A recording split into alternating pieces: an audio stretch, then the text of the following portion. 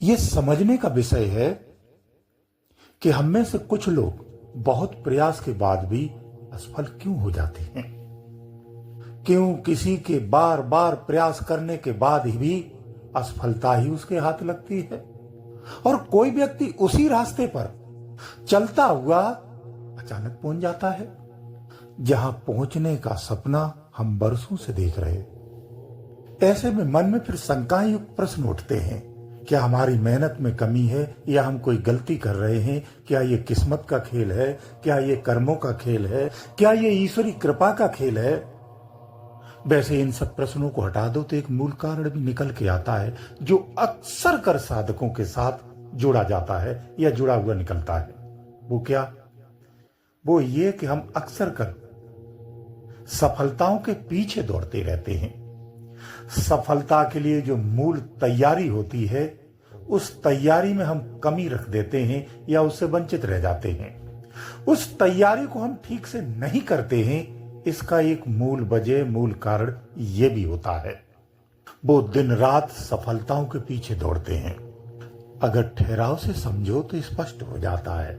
हमें सफलताओं के पीछे नहीं दौड़ना चाहिए, ये यथार्थ है, बल्कि सफलताओं के लिए हमें तैयारी करनी चाहिए। जो आवश्यक तैयारी है उसे केवल मात्र तैयारी करो, तो सफलता खुद ब खुद तुम्हारी झोली में आकर के गिर पड़ेगी। तुम्हें फिर सफलता के पीछे नहीं दौड़ना पड़ेगा। तो ऐसा है, आज हम सफलता को, चाहे वो सफलता भौतिकी हो या अध्यात्म की हो, उसे निराशा के रूप में नहीं, बल्कि एक खास संकेत की तरह उसे समझने का प्रयास करते हैं, और वही आपके अगले अभ्यास की शुरुआत होगी। जीवन में सफलता किसको अच्छी नहीं लगती है? चाहे वो नौकरी की सफलता हो, व्यापार की सफलता हो, पढ़ाई की सफलता हो, रिश्तों की सफलता हो, या फिर कोई आध्यात्मिक विशेष सफलता हो, या छोटी सफलता क्यों ना हो। जिस तरह भौतिक में सफलताएं होती हैं, ऐसे ही अध्यात्म में सफलताएं होती हैं। हम ध्यान साधना करते हैं पर मन शांत नहीं होता है।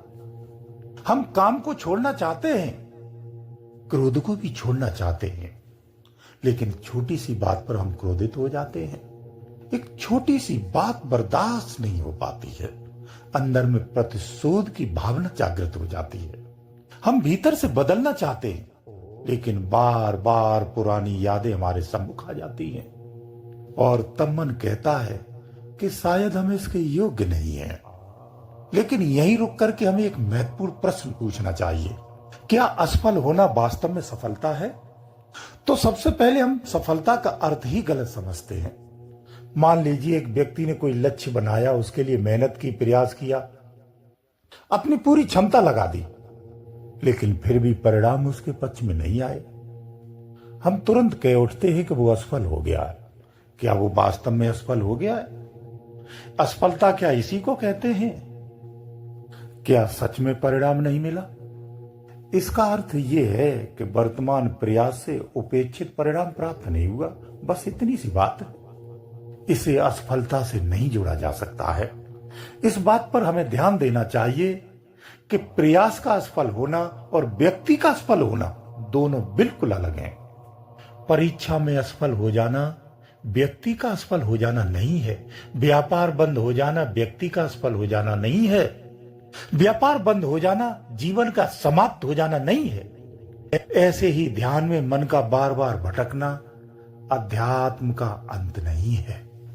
यह तो सिर्फ एक संकेत है कि यह सब इस तरह से नहीं है। वो सब आपको अभी हासिल नहीं हुआ है, ये उसका संकेत है। असफलता के पीछे कई सारे कारण हो सकते, जैसे लक्ष्य का स्पष्ट न होना। जब हम किसी और की जिंदगी को देख करके अपना लक्ष्य तय कर लेते हैं और उसी रास्ते पर भी चल पड़ते हैं, लेकिन हमारी पूर्व से ऐसी तैयारी नहीं होती है, हम भीतर से भी तैयार नहीं होते हैं, तो ऐसे में वो लक्ष्य प्राप्त नहीं हो पाता है। दूसरा एक कारण और होता है, तैयारी से पहले परिणाम की प्रबल इच्छा होना। हम चाहते हैं कि तत्क्षण उसका परिणाम मिले, उसके लिए आतुर हो जाते हैं, लेकिन उसके लिए अपने आप को तैयारी नहीं होती। उसकी तैयारी में लंबा समय लगता है, उसके लिए आपके पास धैर्य नहीं है। परिणाम के योग्य बनने में जो समय लगता है वो समय हम देने में सफल नहीं रहते, असफल रहते हैं। वास्तव में वो समय हम देना भी नहीं चाहते हैं, ना ही उसके पीछे छिपी हुई अनुशासन की कीमत को समझते न जानते हैं। हम आंतरिक शांति तो चाहते हैं, लेकिन भीतर में गहराई से झांकने का प्रयास नहीं करते हैं।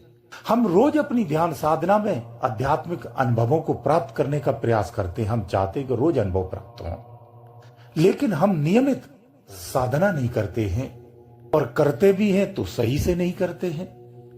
शायद यही सबसे बड़ी भूल है कि हम फल तो चाहते हैं, लेकिन वृक्ष की तैयारी नहीं करते हैं। वृक्ष को नहीं लगाना चाहते हैं, लग भी गया है तो उसे सींच के पाल पोस के तैयार नहीं करना चाहते हैं। तीसरा, इसमें एक बहुत बड़ा कारण होता है, बहुत बड़ा कारण, कमियों को स्वीकार न करना। कई बार असफलता हमें ये दिखाती है, वो दिखाती है कि हमारी कमी कहाँ है, कहाँ कमी रह गई है। कौशल में, अनुशासन में, धैर्य में, सोच में, विचार में, प्रयास में, कर्म में, समय प्रबंधन में, या फिर तुम्हारे अहंकार में। लेकिन हम असफलताओं के सीखने के बजाय जब हम शिकायत करते हैं तो फिर वही असफलता बार बार भी लौट सकती है। एक युवक था, उसके जीवन में एक सपना था कि मैं एक सफल व्यक्ति बनूं। वो लगातार प्रयास करता था, लेकिन हर बार कुछ न कुछ गलत हो जाता था। एक बार असफल हुआ, दूसरी बार, तीसरी बार, चौथी बार, पांचवी बार। एक दिन वो बहुत निराश होकर के एक अनुभवी व्यक्ति के पास गया। उसने कहा कि मैं मेहनत कर रहा हूं, खूब मेहनत कर रहा हूं, फिर भी मेरे हाथ असफलता ही लगती है, मैं सफल क्यों नहीं हो पा रहा हूं। वो व्यक्ति कुछ देर शांत रहा और हंसते हुए उससे पूछा कि तुम्हारा ध्यान किस पर है। उसने कहा, सफलता पर। तुम्हारा लक्ष्य क्या है? बोले, सफलता प्राप्त करना। वो मुस्कुराया और बोला, तुम्हारी सबसे बड़ी समस्या यही है। उस अनुभवी व्यक्ति ने समझाया कि किसान जमीन में बीज बोने के बाद हर सुबह उठकर के खोद के ये नहीं देखता कि पौधा कितना बड़ा हुआ। वो मिट्टी तैयार करता है, वो बीज को पानी देता है, खरपतवार हटाता है, कुछ दिन धैर्य रखता है, और फिर एक दिन फल आ जाता है। इसलिए तुम्हें फल के पीछे भागने की जरूरत नहीं है, तुम्हें अपने खेत की तैयारी करनी है। तो मिट्टी को इस तरह से तैयार करना है कि इसमें बीज बोने योग्य हो सके, और जब बीज बोया जाए तो एक खूबसूरत पौधा निकल करके तैयार हो जाए। अगर इतनी तैयारी कर ली तो फल आपको सुते से मिलना ही मिलना है, इसमें कोई शंका नहीं होनी चाहिए। सीधी सी सरल बात है, पहले योग्य बनो। सफलता के लिए स्वयं को सुयोग्य बनाना पड़ेगा। इसी में ही समय लगता है, सारा समय इसी में निकल जाता है, क्योंकि सफलता सिर्फ एक क्षण में मिलती है। जिस दिन सुयोग्य हो जाते उस दिन मिल जाती है। जो जीवन का महत्वपूर्ण समय आपका निकल जाता है वो तैयारियों में ही जाना चाहिए। अगर आपका लक्ष्य परमात्मा प्राप्ति का है, आत्म जागृति का है, आत्म ज्ञान का है, आत्म मुक्ति का है, तो आज से ही प्रयास में लग जाइए। पूरा जीवन प्रयास में लगा दीजिए, तो आप सुयोग्य हो जाएंगे एक न एक दिन। इसी में समय निकलना है। जो भी समय लगना है सुपात्र बनने में ही लगना है। सुपात्र हो तो ही सुते से ही वो सारे लक्ष्य, वो आत्म अनुभूति, आत्म जागृति, आत्म शांति, परमात्मा की प्राप्ति, जन्म मरण से मुक्ति, आपको जो कहना है, ये सारे लक्ष्य आपको खुद ब खुद प्राप्त होते हैं। ये जीवन का यथार्थ है।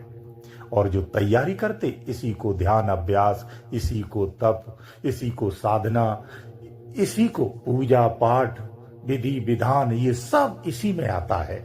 ये सब क्या है? प्रयास है। और किसके? सुयोग्य बनने के, सुपात्र बनने के। जो संसार में स्वयं को फैलने और बहने से रोक करके स्वयं को साध लेता है, इसी प्रयास को साधना कहा जाता है। और इस प्रयास करने वाले को साधक कहा जाता है। जिसने स्वयं को साध लिया है, वही संभल गया है। जो संभल गया है वही सुपात्र हो गया है। ये तुम्हारा संघर्ष जीवन पर्यंत का भी हो सकता है, वर्ष 2 वर्ष का भी हो सकता है, 1 माह का भी हो सकता है। ये आप पर ही निर्भर करता है, ये आपकी आंतरिक स्थितियों पर निर्भर करता है। पर ये तय कर लो, समय लगता है, जिसमें धैर्य की बहुत आवश्यकता होती है, बोध की भी आवश्यकता, बहुत समझ करके फूंक फूंक करके कदम रखना पड़ता है।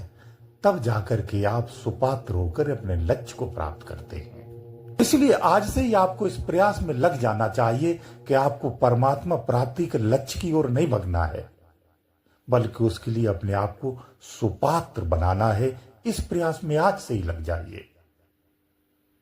गुरुदेव दयालु।